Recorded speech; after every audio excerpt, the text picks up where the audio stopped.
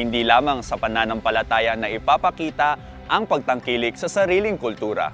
Ito rin ay naipapahayag sa pamamagitan ng malikhaing pagsasayaw.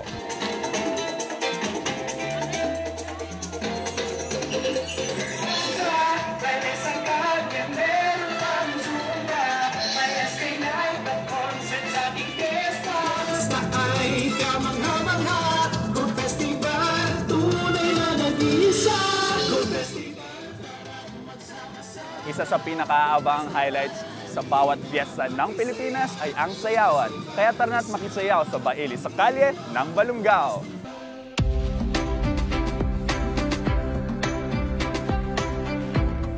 Bilang bahagi ng pagdiriwang, nagkaroon ng grand parade na dinaluhan ng mga municipal officials, iba't ibang sektor ng mga lokal na gobyerno ng Balunggao at ng kanilang butihing mayor.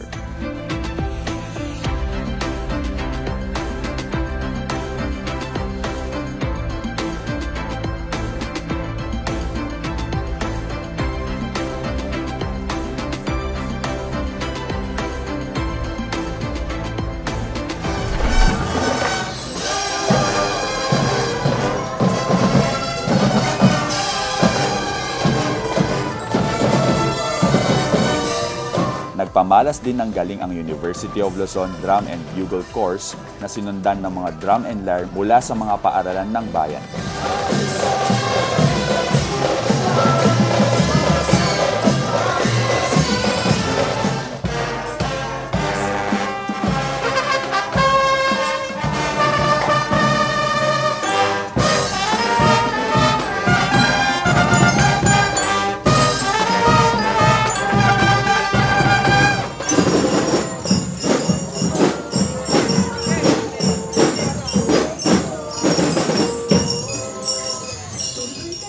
Gamit ang sariling salin ng musika, ipinakita ng mga cultural dancers ang iba't ibang choreography, bit-bit ang karangalan ng pangalan ng bayan at ibinida ang kambing na siyang one town, one product ng Balunggao.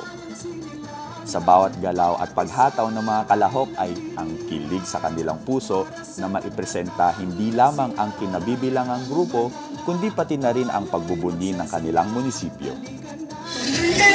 Sa aming bayan, Balunggao, bayan sinilangan, bawat isa ay nagdiriwang para sa magtataning kasiyahan. Magsama-sama, mag-festival, halina at matisaya, mag-festival, isama ang pamilya.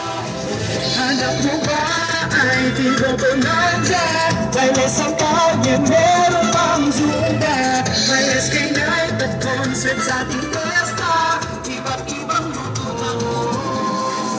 Tuloy kayo sa aming bayan, Balunggao, bayan sinilangan, bawat isa ay nagdiriwang para sa natatanging kasiyahan. Ito ang kanilang kauna-unahang Baili sa Kalye. Simpleng pagtatanghal man kung ituring, punong-puno naman ito ng dedikasyon at taus-pusong presentasyon ng mga kabataan na nais ipakilala at ipagmalaki ang kanilang kultura.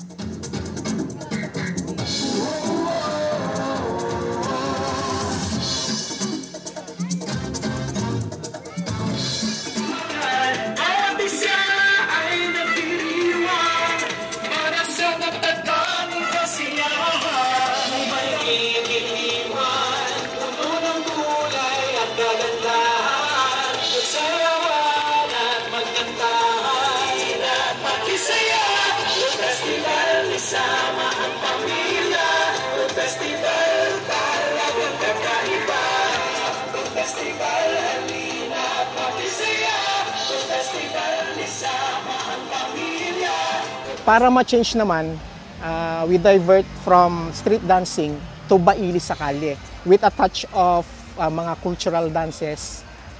Yun yung isinama namin dito, and they will show it sa kalsada. So yun yung concept naging Baili sa Kalye. Yun po. Tirikman ng araw ay tuloy pa rin sa paghataw ang mga kalahok sa presentasyon. At bawat pawis ay sumisimbolo ng mga sakripisyo ng mamamayan tungo sa mas maayos na kinabukasan.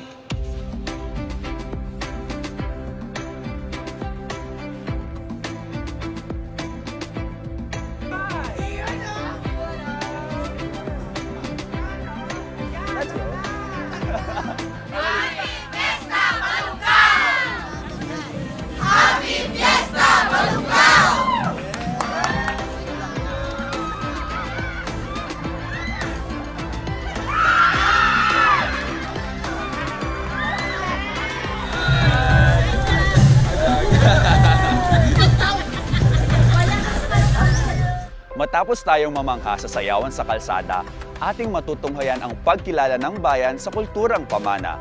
Pagbubunyi sa kasaganahang tinatamasa, sa indak at pagsasayaw ipapakita. Lahat ng yan sa pagbabalik ng Ganda Mo, Pangasinan!